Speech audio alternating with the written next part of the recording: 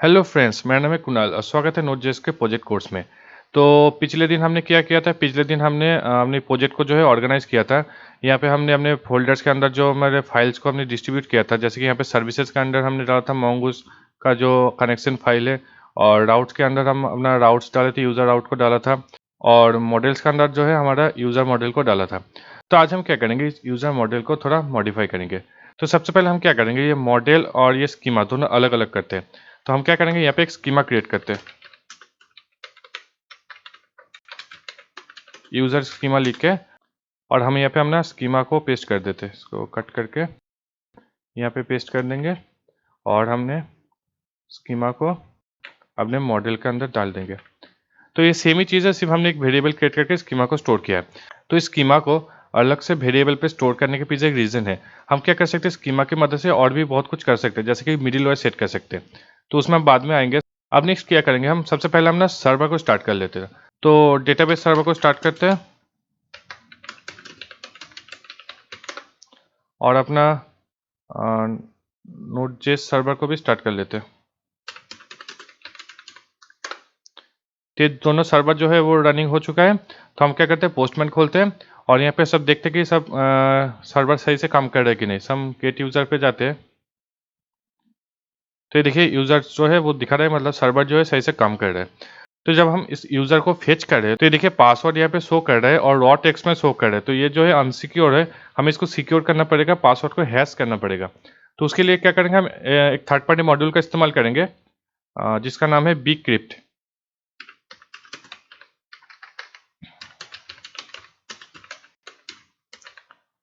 Bcrypt JS जो है हमारा मॉड्यूल का नाम है, तो इसको इंस्टॉल कर लेते हैं,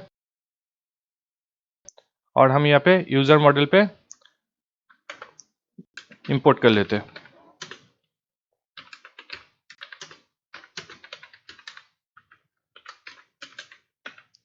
तो ये बीक्रिप्ट मॉड्यूल जो है वो हमारे पासवर्ड को जो है हैश करने में मदद करेगा। तो पासवर्ड को हैश करने के लिए हम सिंपली यूज़र स्कीमा के अंदर एक मिडिलवेयर का इस्तेमाल कर सकते हैं। तो मिडिलवेयर क्या है, यूज़र स्कीमा डॉट प्री, और इसके अंदर हम डाल देंगे अपना इवेंट जो है सेव। तो इसका मतलब ये है कि जब भी कोई डेटा या फिर डेटाबेस पे स्टोर होगा या फिर सेव होगा, तभी ये जो कॉलबैक फंक्शन होगा वो एग्जीक्यूट हो जाएगा। तो कॉलबैक फंक्शन हम डाल देते हैं यहाँ पे, ये फंक्शन जो है एग्जीक्यूट होगा। लेकिन हम यहाँ पे ES6 वाला फंक्शन नहीं यूज़ कर सकते, क्योंकि हम यहाँ पे दिस कीवर्ड का इस्तेमाल करेंगे। तो अगर दिस कीवर्ड का इस्तेमाल करना चाहते हैं, तो हम इस फंक्शन को इस्तेमाल नहीं कर सकते। हमें सिंपली नॉर्मल जो जावास्क्रिप्ट का फंक्शन है उसको यूज़ करना पड़ेगा। तो इसके अंदर जो है हम अपना जो पासवर्ड हैशिंग कर सकते हैं। तो यहाँ पे सबसे पहले एक पैरामीटर डालते हैं नेक्स्ट। तो हम क्या करेंगे, यहाँ पे दिस का एक्सेस करेंगे। तो दिस का मतलब है यहाँ पे जो डेटा अभी स्टोर होने लग रहा है, जब ये सेव इवेंट जो एग्जीक्यूट होगा, तो जो डेटा हमारे पास होगा तो उसी को ही हम दिस से रेफर करेंगे। तो यहाँ पे करते हैं दिस डॉट पासवर्ड। तो ये दिस डॉट पासवर्ड जो है वो हम यूजर एंड से जो पासवर्ड भेजेंगे उस पासवर्ड को रेफर कर रहा है। तो हम क्या करेंगे, हम यहाँ पे चेक करेंगे इफ दिस इज मॉडिफाइड, इसके अंदर पासवर्ड डाल देंगे। इसका मतलब होता है जब भी पासवर्ड मॉडिफाई हो रहा है, मतलब यहाँ पे जब न्यू पासवर्ड एंट्री हो रहा है या फिर कोई ऑलरेडी एग्जिस्टिंग पासवर्ड को चेंज कर रहा है, तब ये इसका मतलब होता है तब ये इवेंट ट्रिगर होगा जो इज मॉडिफाई, मतलब पासवर्ड जो है मॉडिफाई हो रहा है अभी। तो जब भी ये इवेंट ट्रिगर होगा, तब हम क्या करेंगे, this password is equal to, अब हम यहाँ पे अपने पासवर्ड को हैश करके डालेंगे। तो उसके लिए हम बीक्रिप्ट मॉड्यूल का इस्तेमाल करेंगे। तो यहाँ पे लिखते हैं बीक्रिप्ट डॉट हैश, इसके अंदर डाल देंगे अपना पासवर्ड। तो ये जो हैशिंग है इसको और भी सिक्योर बना सकते हैं। हम सिंपली यहाँ पे एक नंबर डाल सकते हैं, कितना राउंड तक ये हैशिंग होगा। तो हम यहाँ पे सिंपली 8 डाल देते हैं, 8। तो ये जो है एक प्रॉमिस रिटर्न करेगा, तो इसके लिए हम एसिंग अवॉइड का इस्तेमाल कर सकते हैं। तो इस तरह से जो है पासवर्ड जो हैश होकर पासवर्ड पे स्टोर हो जाएगा। अब क्या करेंगे, इस नेक्स्ट को हम नेक्स्ट फंक्शन को एग्जीक्यूट करेंगे। तो उसके लिए सिंपली नेक्स्ट लिख के देंगे। तो नेक्स्ट का मतलब होता है जब भी हम कोई मिडिलवेयर यूज़ करते हैं, तब मतलब ये जो भी ये सेव होने के पहले ये एक कोड एग्जीक्यूट होगा, और जब हम नेक्स्ट को लिखेंगे मतलब ये हमारा काम हो चुका है, आप सेव कर सकते हैं। नेक्स्ट का मतलब है ओके। तो हम इस तरह से पासवर्ड को सेव करेंगे। अब क्या करेंगे, हम फिर से हम यहाँ पे यूज़र को क्रिएट करेंगे, रजिस्टर यूज़र पे जाके अब यहाँ पे एक और ईमेल आईडी को थोड़ा चेंज करते हैं, अब सेंड करते हैं। अब ये देखिए ये पासवर्ड जो है हैश होके आ गया। ये पासवर्ड अब कोई भी इसको क्रैक नहीं कर सकता, कोई भी देख नहीं सकता एक्चुअल पासवर्ड क्या है। यूज़र भी चाहे तो इसको देख नहीं सकता और जो डेवलपर या फिर एडमिन वो भी इसको देख नहीं सकता। तो ये जो एक हैश है और इसको किसी भी तरह से डिकोड नहीं किया जा सकता। तब ये सवाल है, ये इसको अगर डिकोड ही नहीं किया जा सकता तो हम इसको वेरीफाई कैसे करेंगे पासवर्ड जो है सही है या गलत। तो उसके लिए अलग मेथड है, तो हम उसमें बाद में आते हैं। तो हम क्या करेंगे, यहाँ पे राउट्स पे जाएंगे। राउट्स के अंदर हम यहाँ पे रजिस्टर जो क्रिएट किया था वो हमने कंप्लीट कर लिया। अब क्या करेंगे, एक लॉगिन का क्रिएट करते हैं। तो उसके लिए एक और पोस्ट मेथड का इस्तेमाल करेंगे राउट के अंदर, और यहाँ पे डालेंगे लॉगिन, और यहाँ पे कॉल बैक फंक्शन डालेंगे, और ये प्रॉमिस होगा इसलिए हम एसिंग अवेट का इस्तेमाल करेंगे, और 2 पैरामीटर यहाँ पे डाल देंगे। अब इसके अंदर हम ट्राई कैच ब्लॉक का इस्तेमाल करेंगे। एक काम करते हैं, यहाँ से कॉपी कर लेते हैं इसको, और इसके अंदर हम अपना कोड लिखेंगे। तो लॉगिन करने के लिए हम यहाँ पे सबसे पहले पोस्टमैन पे यहाँ पे लॉगिन यूज़र, इसको हम थोड़ा मॉडिफाई कर लेते हैं। यहाँ पे होगा यूज़र प्लस लॉगिन।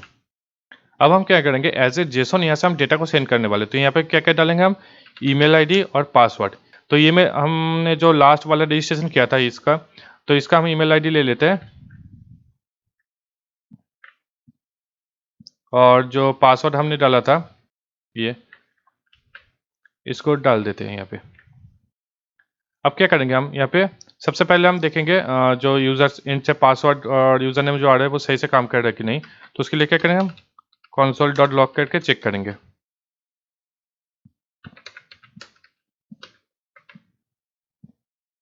और यहाँ पे हम रिस्पॉन्स को सेंड कर देंगे ताकि कोड हमारा जो हैंग ना हो जाए।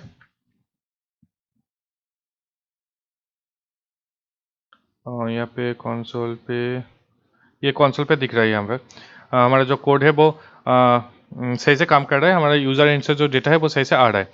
तो अब हम क्या करेंगे, इसको लॉगिन करने के लिए हम एक यूज़र वेरिएबल को क्रिएट करेंगे, और यहाँ पे हम यूज़र जो मॉडल का स्टैटिक मेथड हम इस्तेमाल करेंगे, यूज़र डॉट फाइंड वन लिख के। तो इस फाइंड वन के अंदर हम डालेंगे अपना email is equal to request dot body dot email.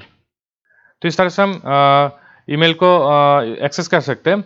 और हम यहाँ पे पासवर्ड नहीं डाले क्योंकि पासवर्ड जो है यहाँ पे यूज़र नेम से जो आ रहा है वो रॉ टेक्स्ट है, लेकिन हमारे पास जो पासवर्ड स्टोर है वो हैश है। ओके, तो हम उसको अलग तरीके से मैच करेंगे। तो उसके लिए क्या करेंगे, हम सबसे पहले यहाँ पे बिग मॉड्यूल को यहाँ पे इंपोर्ट कर लेते हैं।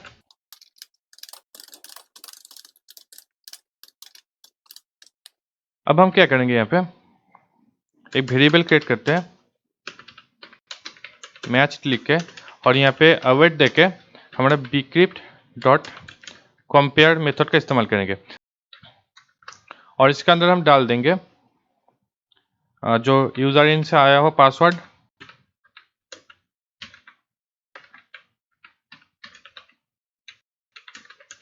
और हमारा जो हैश किया हुआ पासवर्ड जो हमारे डेटाबेस में स्टोर है, जो हमने हैश किया था वो यहाँ पे मैच करेंगे यहाँ से bcrypt कंपेयर के मदद से। अब क्या करेंगे, यहाँ पे चेक करेंगे, अगर मैच नहीं हुआ तो हम क्या करेंगे, यहाँ पे एक एरर सेंड कर देंगे, और यहाँ पे लिख देंगे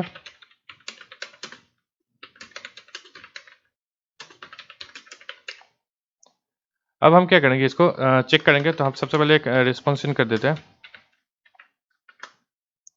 अब हम यहाँ से पोस्टमैन की मदद से इसको चेक करेंगे। यहाँ पे कोड जो है वो लोडिंग हो रहा है। डेटाबेस हमारा जो सर्वर है वो चल रहा है। यहाँ पे operation user dot find buffering time is out. Okay, देखते हैं हमारा डेटाबेस सर्वर शायद बंद हो गया। हाँ, डेटाबेस सर्वर जो है हमारा बंद हो गया। अब इसको रन करते हैं। तो ये डेटाबेस सर्वर जो है हमारा डेवलपमेंट मोड में है, तो ये बंद हो सकता है कभी कभी। तो इसको अगर बंद हो जाता है तो आपको रिस्टार्ट करना पड़ेगा, लेकिन जो प्रोडक्शन मोड में ऐसा नहीं काम करेगा। तो हम क्या करते हैं, इसको डेटाबेस सर्वर स्टार्ट हो गया, फिर से रिक्वेस्ट भेजते हैं। ये रिक्वेस्ट आ गया, और यहाँ पे हम जो देखते हैं यहाँ पे जो एरर नहीं आया, एक काम करते हैं, हम पासवर्ड को थोड़ा चेंज कर देते हैं। ये देखिए देयर इज एन एरर आ गया और कंसोल पे ये दिखा रहा है पासवर्ड डज नॉट मैच।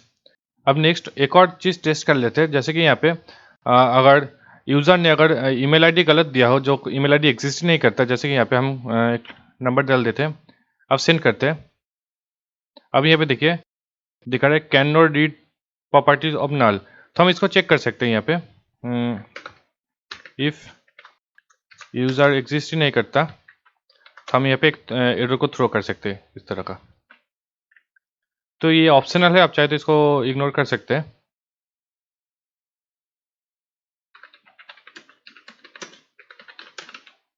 अब हमारे ईमेल आईडी और पासवर्ड तो हमने मैच कर लिया। अब क्या करेंगे, अब लॉगिन करेंगे। तो लॉगिन के लिए हम क्या करेंगे, एक और नया टेबल क्रिएट करेंगे यहाँ पे। तो यहाँ पे एक नया मॉडल क्रिएट करते हैं, login.js नाम देके।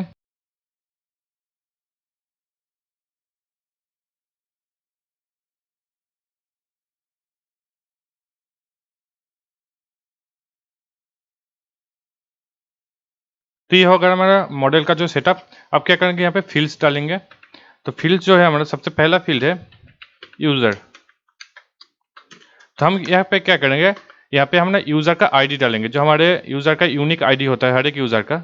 यहाँ पे देखिए इस यूज़र का एक यूनिक आईडी है, इसका भी एक यूनिक आईडी है, इसका भी एक यूनिक आईडी है। तो इस यूनिक आईडी को यहाँ पे स्टोर करेंगे। तो यहाँ पे टाइप को देंगे हम, तो यहाँ पे स्ट्रिंग नहीं डालेंगे, हम डालेंगे mongoose का जो ऑब्जेक्ट आईडी है। तो अगर हम यहाँ पे जो डेटाबेस टेबल पे जाएंगे, यहाँ पे जैसे कि हमने अगले दिन देखा था,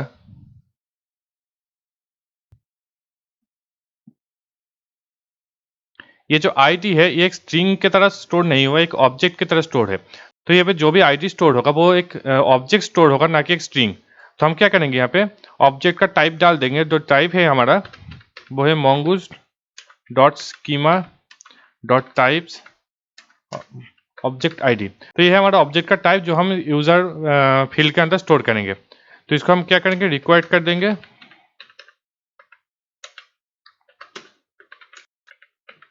और यहाँ पे एक डाल देंगे रेफरेंस, और ये लिख के हम डाल देंगे अपना मॉडल का नाम यूज़र। तो ये ऑप्शनल है, आप चाहे तो इसको ना भी डाल सकते हैं। नेक्स्ट हम करेंगे एक और फील्ड टोकन। तो टोकन पे हम डालेंगे एक स्ट्रिंग, जो यूनिक एक स्ट्रिंग होगा, जो जनरेट होगा एक मॉड्यूल के थ्रू। तो हम यहाँ पे क्या करेंगे, इसको स्ट्रिंग कर देंगे और इसको भी रिक्वायर्ड कर देंगे।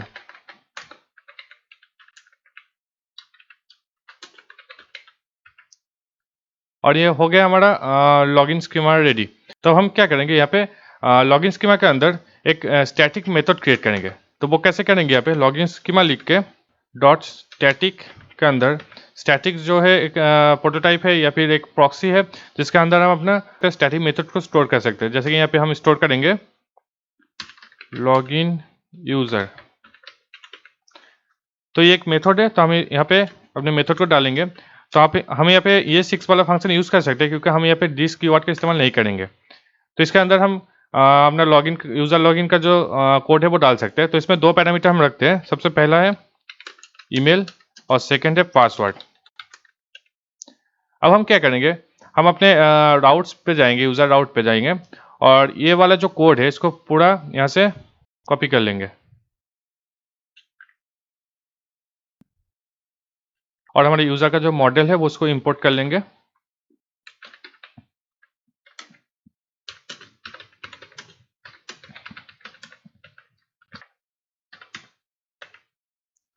अब हम क्या करेंगे, ये जो है एसिंक्रोनस फंक्शन है, तो हम यहाँ पे एसिंक लिख देंगे। ये हो गया। नेक्स्ट यहाँ पे एक वेरिएबल क्रिएट करेंगे टोकन। तो यहाँ पे एक टोकन जनरेट करेंगे हम। तो टोकन कैसे जनरेट करेंगे, उसके लिए हम थर्ड पार्टी मॉड्यूल का इस्तेमाल करेंगे, जिसका नाम है जेसन वेब टोकन। ये इंस्टॉल हो जाए तब तक हम किसको इंपोर्ट कर लेते हैं यहाँ पे।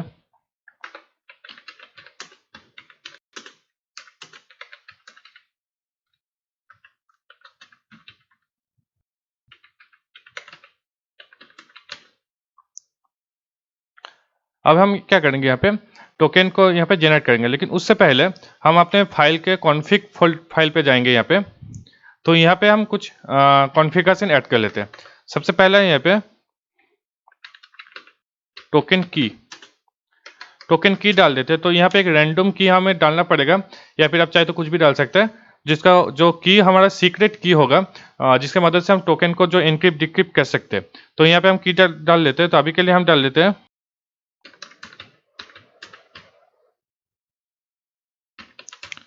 तो ये हम एक सिंपल की डाल लेते हैं अभी के लिए। तब हम क्या करेंगे, टोकन पे हम जनरेट करेंगे। तो हमने मॉड्यूल को जो है यहाँ पे इंपोर्ट कर लिया। तो इसके मदद से हम क्या करेंगे, jwt.sign मेथड का इस्तेमाल करेंगे। तो साइन मेथड से जो क्या होगा, हमारा एक जो है टोकन स्ट्रिंग जनरेट हो गया। तो इसके अंदर हमें कुछ डेटा को डालना पड़ेगा, जिस डेटा को बाद में हम एक्सेस कर सकें। तो यहाँ पे हम डालेंगे अपने यूजर के आईडी को। तो यहाँ पे डालते हैं आईडी, यूजर का जो आईडी फील्ड है वो यहाँ पे एक अंडरस्कोर से शुरू होता है। अगर हम यहाँ पे देखेंगे पोस्टमैन पे, तो हम क्या करेंगे, इसको अंडरस्कोर ही रखेंगे यहाँ पे, और एक काम करते हैं, इसको भी हम अंडरस्कोर दे देते हैं ताकि कंफ्यूजन ना हो। तो ये आ गया हमारा डेटा। अब हमें क्या करना पड़ेगा, यहाँ पे हम ना सीक्रेट की डालना पड़ेगा। तो उसके लिए हम कॉन्फिग मॉड्यूल का इस्तेमाल करेंगे। यहाँ पे क्लिक करेंगे तो ऑटोमेटिक, तो यहाँ पे देखिए इंपोर्ट हो जाएगा ऑटोमेटिक। तो हमें मैनुअली करने की ज़रूरत नहीं। और यहाँ पे हम डालेंगे टोकन की। नेक्स्ट एक और ऑब्जेक्ट हम यहाँ पे डालेंगे, जिसके अंदर एक प्रॉपर्टी होगा जिसका नाम है एक्सपायर सीन। तो हम लॉगिन को जो है कितना टाइम तक स्टे रखेंगे, तो उसके लिए हम 30D लिख देंगे, मतलब 30 दिन तक हम लॉगिन रख सकते हैं। लेकिन अभी के लिए हम इसको 1 डे लिख देते हैं। एक दिन के लिए हम इसको टोकन को जो है वैलिड रखेंगे। उसके बाद ये टोकन जो है ऑटोमेटिकली एक्सपायर हो जाएगा। तो हमारा टोकन जो है जनरेट हो गया। अब हम इसको स्टोर करेंगे लॉगिन स्कीमा के अंदर। तो उसके लिए क्या करेंगे, हम सिंपली एक लॉगिन वेरिएबल क्रिएट करेंगे स्मॉल एल से, और इसके अंदर हम क्या करेंगे, न्यू लॉगिन क्रिएट करेंगे। तो यहाँ पे सिंपली दो ही प्रॉपर्टी है, यूज़र और टोकन। तो यूज़र जो है हमारा यूज़र आईडी है, तो हम यहाँ पे डाल देते हैं user is equal user dot ID, और यहाँ पे टोकन जो है हमारा टोकन। तो यहाँ पे हम ES6 का इस्तेमाल करेंगे। यहाँ पे सिर्फ टोकन लिखने से ऑटोमेटिकली ये टोकन इक्वल टू टोकन हो जाएगा। ये दो अगर फील्ड और वेरिएबल दोनों एक ही नाम है, तो हम सिर्फ टोकन रख सकते हैं, सिर्फ फील्ड का नाम ही रख सकते हैं। तो ऑटोमेटिकली जो है ये सही से कन्वर्ट हो जाएगा। तो हमारा लॉगिन जो है क्रिएट हो गया। अब लॉगिन को सेव करते हैं।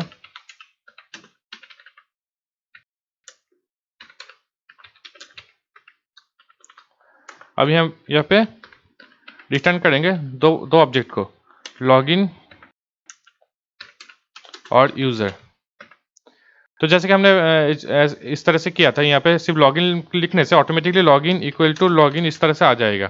अगर दोनों फील्ड और प्रॉपर्टी और वेरिएबल दोनों का अगर नेम सेम है, तो ये दोनों जो है आ जाएगा। तो हम इसको रिटर्न कर देंगे यहाँ पे। और ये हो गया हमारा static login user method call. तो अब क्या करेंगे, हम राउट पे जाएंगे और राउट पे इसको डिलीट कर देंगे। और यहाँ पे क्या करेंगे, एक न्यू वेरिएबल क्रिएट करेंगे यूज़र नाम देके। और यहाँ पे एक काम करते हैं, इसको नाम देते हैं लॉगिन। और यहाँ पे हम अपना लॉगिन मॉडल को इंपोर्ट करेंगे। तो यहाँ पे लॉगिन लिखने से यहाँ पे दिख रहा है, यहाँ पे dot slash model slash login पे है। तो अगर हम इसको इंटर देंगे, ऑटोमेटिकली ये जो है इंपोर्ट हो जाएगा। ये देखिए इंपोर्ट हो जाएगा। तो हम क्या करेंगे, यहाँ पे लॉगिन के अंदर हम क्या करेंगे, स्टैटिक मेथड का इस्तेमाल करेंगे, जिसका नाम है लॉगिन यूज़र। इसके अंदर हम दो प्रॉपर्टी डालेंगे, request dot body dot email and request dot body dot password. ये दो प्रॉपर्टीज हम यूजर एंड से भेजने वाले वो इस लॉगिन पे आ जाएगा। तो ये एक एसिंक्रोनस मेथड है, हम यहाँ पे अवेट कीवर्ड का इस्तेमाल करेंगे। अब क्या करेंगे, लॉगिन को हम यूजर को सेंड करेंगे। अब क्या करते हैं, इसको चेक करते हैं लॉगिन करके। तो जैसे कि हमने अगर रॉन्ग पासवर्ड डाला था यहाँ पे, तो देयर इज एन एरर दिखा रहा है। और यहाँ पे दिखा रहे हैं कि यहाँ पे देखिए login user not a function. तो यहाँ पे कुछ शायद टाइपो आ गया लॉगिन यूजर लॉगिन के अंदर। ओके, यहाँ पे स्टैटिक नहीं होगा, स्टैटिक्स होगा। अब क्या करते हैं, इसको फिर से रन करते हैं। ये देखिए अब नेक्स्ट जो एरर आया है, ये एरर है रिक्वेस्ट इज नॉट डिफाइंड। और यहाँ पे हमने यहाँ पे हमने गड़बड़ किया है, वो है इसको हटा देते हैं। और पासवर्ड में भी शायद इसको हटा देते हैं। हमने यहाँ पे कॉपी करके पेस्ट किया था, तो इसको चेंज करना भूल गए। तो इस तरह से हम डाल सकते हैं। अब और कुछ है, और कुछ नहीं है, हम इसको फिर से सेंड करते हैं। अब सही से काम कर जाए। ये यूज़र नॉट फाउंड, ये एरर जो है वो सही से काम कर रहा है। यहाँ से हम भेजे थे यूज़र नॉट फाउंड क्योंकि हम जो ईमेल है वो गलत डाले थे। तो सही ईमेल क्या है, सही ईमेल क्या डाला था हमने, यहाँ पे 4 डाला था। अच्छा ओके, यहाँ पे 5 वाला इसको डिलीट कर दे रहे। तो ये सही ईमेल है, लेकिन पासवर्ड जो है वो गलत है। तो इसको भी टेस्ट कर लेते एक बार। ये देखिए बिगक्रिप्ट इज नॉट डिफाइंड। ओके, फिर से एरर आया और हमने यहाँ पे ओके बिगक्रिप्ट को इंपोर्ट नहीं किया था। हम क्या करेंगे, यहाँ से बिगक्रिप्ट को हटा देंगे और हम लॉगिन पे यहाँ पे इंपोर्ट कर देंगे। अब सही से काम कर जाए शायद। तो ये देखिए पासवर्ड डज नॉट मैच, तो ये भी सही से आ गया पासवर्ड जो हमने गलत डाला था ये। तो लेकिन प्रॉब्लम यहाँ पे देखिए यूजर एंड पे जो दिखा रहा है एक ही एरर दिखा, there is an error. Okay, तो अब जो भी एरर है यहाँ पे भी कुछ एरर आ जाए, उस वही पे भी सेम दिखाएगा, यहाँ पे भी कोई एरर आ जाए तो वो भी सेम दिखाएगा। तो हम इसको थोड़ा चेंज करेंगे और यहाँ पे स्टेटस कोड डालेंगे। तो स्टेटस कोड क्या है, स्टेटस कोड जो है रेस्ट एपीआई का एक बहुत ही इंपॉर्टेंट पार्ट है। अगर हम इंटरनेट पे जाएंगे, यहाँ पे सर्च करेंगे आप स्टेटस कोड लिख के, तो यहाँ पे देखिए कुछ वेबसाइट आ जाएगा। तो यहाँ पे कोई भी एक वेबसाइट खोलते हैं, इसको ही खोलते हैं। तो यहाँ पे देखिए यहाँ पे स्टेटस कोड है, जो 100 कंटिन्यू है, 101 स्विच प्रोटोकॉल है और यहाँ पे 200 ओके है। अगर हम अपने पोस्टमैन पे जाएंगे तो ये देखिए यहाँ पे 200 ओके आ रहा है। यहाँ पे अगर लॉगिन यूजर पे जाएंगे, यहाँ पे एरर आ जाए फिर भी यहाँ पे 200 ओके आए, तो हम इसको चेंज करेंगे। तो चेंज करने के लिए हम स्टेटस कोड को देखेंगे यहाँ पे। तो यहाँ पे एरर के लिए हम इस्तेमाल करेंगे 400 बैड रिक्वेस्ट, तो इसका इस्तेमाल करेंगे। तो 400 बैड रिक्वेस्ट को इस्तेमाल करने के लिए हम सिंपल कोड में जाएंगे और यहाँ पे रिस्पांस को सेंड करने से पहले यहाँ पे देखिए रिस्पांस जेसन यहाँ पे दिख रहा है और यहाँ पे क्या करेंगे, हम एक स्टेटस डाल देंगे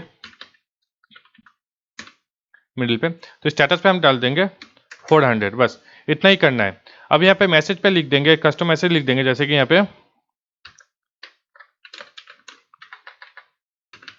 ईमेल और पासवर्ड।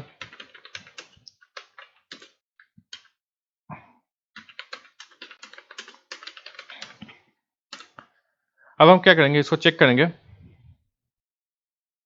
ये देखिए एरर आ गया, 400 बैड रिक्वेस्ट आ गया। तो यहाँ पे मैसेज दिखा रहा है ईमेल और पासवर्ड डज नॉट मैच। तो इस तरह से हम जो रिस्पांस कोड हो उसको हम चेंज कर सकते हैं। अगर यहाँ पे सही से रिक्वेस्ट आ गया तो हम यहाँ पे क्या डाल सकते हैं, 200 डाल सकते हैं। तो हम जो है पॉजिटिव रिस्पांस के लिए दो कोड डालेंगे, यहाँ पे 200 और 201। तो 200 का मतलब हमने पहले देखा था यहाँ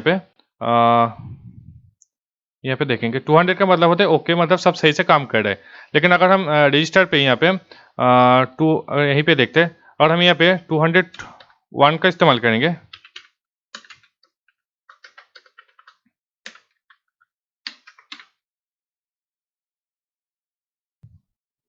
तो 201 का मतलब है क्रिएटेड। जब हम कोई नया डाटाबेस अपडेट या फिर क्रिएट करेंगे तो हम इस 201 कोड का इस्तेमाल करेंगे। तो हम अब क्या कहते हैं, इसको 200 रख देते हैं क्योंकि हमने सिर्फ यहाँ पे डेटा को फेच किया है। हम रजिस्ट्रेशन पे अगर सक्सेस हो गया तो हम यहाँ पे 201 का इस्तेमाल करेंगे, मतलब यूज़र जो है क्रिएट हो चुके हैं। और लॉगिन के लिए भी हम 201 यूज़ करेंगे, जो लॉगिन जो है वो क्रिएट हो चुका है, ये बताने के लिए। अब इसको लॉगिन करके फिर से देखते हैं। ओके, हम पासवर्ड सही देते हैं। अब लॉगिन करते हैं। ये देखिए हमारा 201 क्रिएटेड आ गया और ये देखिए हमारा जो ऑब्जेक्ट रिटर्न आ गया। तो यहाँ पे दो ऑब्जेक्ट हमने डाला था यहाँ पे लॉगिन पे। देखिए यहाँ पे लॉगिन डाला था और यूज़र डाला था, जो हमने यहाँ पे यूज़र पे कैच किया और उसको यहाँ पे एज ए रिस्पॉन्स यहाँ पे सेंड किया। तो हम जाते हैं पोस्टमैन पे, यहाँ पे देखिए लॉगिन आ गया और यूज़र आ गया। यूज़र के अंदर जो यूज़र का पूरा डेटा है वो आएगा और यहाँ पे टोकन जो इंपॉर्टेंट है टोकन, ये टोकन जो है हमने JWT या फिर जेसन वेब टोकन से जनरेट किया।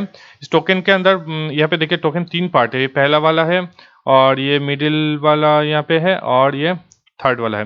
ये तीनों पार्ट से जो है जेसन का वेब टोकन बनता है और ये तीनों पार्ट ही मीनिंगफुल है, लेकिन हमें इसके बारे में जानने की कोई ज़रूरत नहीं। हम इस टोकन को इस्तेमाल करेंगे वेरीफाई करने के लिए यूज़र लॉगिन को। ओके, तो आज हमने देख लिया कैसे हम लॉगिन और रजिस्ट्रेशन क्रिएट कर सकते हैं Node.js पे एक्सप्रेस मॉड्यूल और Mongoose की मदद से। और हमने यहाँ पे देखा कैसे हम स्टैटिक मेथड को क्रिएट कर सकते हैं स्कीमा के अंदर और मिडिलवेयर का भी इस्तेमाल कर सकते हैं स्कीमा के अंदर। और आज के लिए इतना ही। एक काम करते हैं, यहाँ पे जाते हैं और डे 5 का जो प्रोग्रेस है उसको लिख देते हैं।